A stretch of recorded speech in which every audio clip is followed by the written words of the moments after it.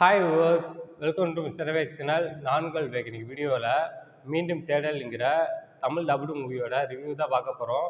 அதுக்கு முன்னாடி சப்ஸ்கிரைப் இல்லையா, கீழே உள்ள இடத்துல சப்ஸ்கிரைப் பண்ணி பண்ணுங்க, கூடவே பெல் பட்டன் கிளிக் பண்ணுங்க. அப்போ தான் நான் போகிற வீடியோ ஒன்று நோட்டிஃபிகேஷனாக வரும். அப்போ தான் எந்த வீடியோ மிஸ் பண்ணால் பார்க்கலாம். நீங்கள் மீண்டும் தேடல் இந்த படம் 2019 மலையாளத்தில் ஓர்மான் ரிலீஸ் ஆகிருந்துச்சு. 2024 தமிழ் டப்பிங்கில் ரிலீஸ் ஆகிருக்கு.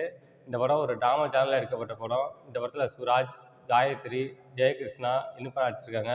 இந்த படத்தோட ஃபுல் மூவி யூடியூப்லேயே ஃப்ரீயாக அவைலபிளாக இருக்குது, செக் பண்ணி பாருங்கள். இப்போ அவங்க இந்த படத்தோட கதை என்னன்னு பார்ப்போம். இந்த படத்தோட கதையை பார்த்தோம்னாக்கா, படத்தோட ஹீரோ சுராஜ் வந்து ஒரு ஸ்கூல் டீச்சராக இருக்கார். அது மட்டும் இல்லாமல் ஒரு இயற்கை ஆர்வலர். மக்களுக்கு எதாவது ப்ராப்ளம்னாக்கா போராட்டம் பண்ணுறவர். சுராஜுக்கு பெஸ்ட் ஃப்ரெண்டாக ஜெயகிருஷ்ணா இருக்கார்.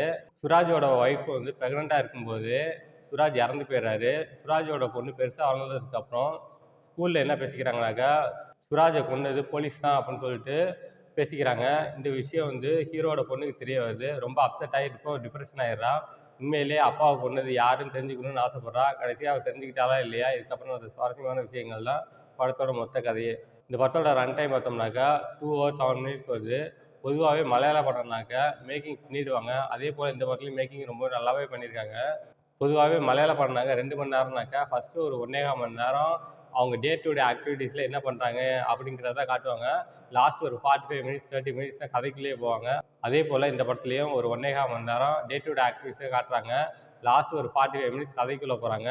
இந்த படத்தில் வீட்டில் ஒரு ஆம்பளை இல்லாமல் ஒரு பொண்ணை வளர்க்குறது ரொம்ப கஷ்டம். இந்த சொசைட்டியில் எப்படி வளர்க்குறாங்க, எப்படி கஷ்டப்படுறாங்கங்கிறத ரொம்ப டீட்டெயிலாக காட்டியிருக்காங்க. அதெல்லாம் பார்க்கும்போது ரொம்ப நல்லா இருந்துச்சு. இந்த படத்தில் வந்து ஒரு ட்விஸ்ட் அண்ட் டர்ன் இல்லை. எப்போதும் மலையாள படம்னாக்கா கிளைமேக்ஸில் ஒரு ட்விஸ்ட் வச்சுருப்பாங்க. இந்த படத்துலேயும் ஒரு ட்விஸ்ட் இருக்குது. ஆனால் அது பெருசாக ஒரு இம்பாக்ட் கிரியேட் பண்ணல அப்படின்னு தான் சொல்லுவேன். இந்த படத்தில் ஹீரோவாக சுராஜ் ஆக்ட் பண்ணியிருந்தார். அவரோட ஆக்டிங் ரொம்பவே நல்லா இருந்துச்சு. ஒரு மக்களுக்காக சேவை செய்கிற மாதிரி காட்டியிருப்பாங்க. போராட்டம் அப்படி இப்படின்னு சொல்லிட்டு கலந்துக்கிட்டு அவரோட ஆக்டிங்கை ரொம்ப சூப்பராக பண்ணிட்டாரு. அடுத்து ஹீரோயின் காயத்ரி ஒரு பொண்ணை வச்சுக்கிட்டு இந்த சொசைட்டியில் எப்படி வாழ்கிறதுங்கிறத ரொம்ப சூப்பராக காட்டியிருக்காங்க. அதெல்லாம் பார்க்கும்போது ரொம்ப நல்லா இருந்துச்சு.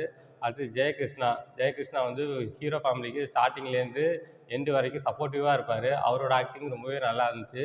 அடுத்து ஹீரோவோட பொண்ணு ஆக்ட் பண்ணியிருந்தவங்களோட ஆக்டிங் ரொம்ப நல்லா இருந்துச்சு. அப்பா வந்து போலீஸ் தான் கொண்டுட்டாங்க அப்படின்னு சொல்லும்போது அவங்க ரொம்ப டிப்ரெஸ் ஆகி அவளோட ஆக்டிங் ரொம்ப நல்லா இருந்துச்சு பார்க்கறதுக்கு. இந்த படம் வந்து 2 hours 7 minutes வருது.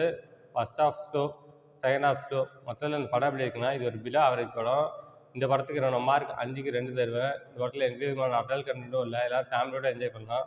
ஓகே, இதோட வீடியோ முடிச்சுக்கிறேன். இந்த வீடியோ பிடிச்சா லைக் பண்ணுங்கள், கமெண்ட் பண்ணுங்கள், ஃப்ரெண்ட்ஸுக்கு ஷேர் பண்ணுங்கள். இன்னும் சேனல் சப்ஸ்கிரைப் பண்ணலையா, கீழே உள்ள இடத்துல சப்ஸ்கிரைப் பண்ணி பண்ணுங்கள், கூடவே பெல் பட்டனை கிளிக் பண்ணுங்கள். அப்போ தான் நான் போகிற வீடியோ ஒன்று நோட்டிஃபிகேஷனாக வரும். அப்போ தான் இந்த வீடியோ மிஸ் பண்ணாமல் பார்க்கலாம். நீங்கள் கீழே டிஸ்கிரிப்ஷனில் சோஷியல் மீடியா லிங்க்ஸ்லாம் கொடுத்துருக்கேன். லைக் பண்ணுங்கள், கமெண்ட் பண்ணுங்கள், ஃபாலோ பண்ணுங்கள். தேங்க்ஸ் ஃபார் வாட்சிங்.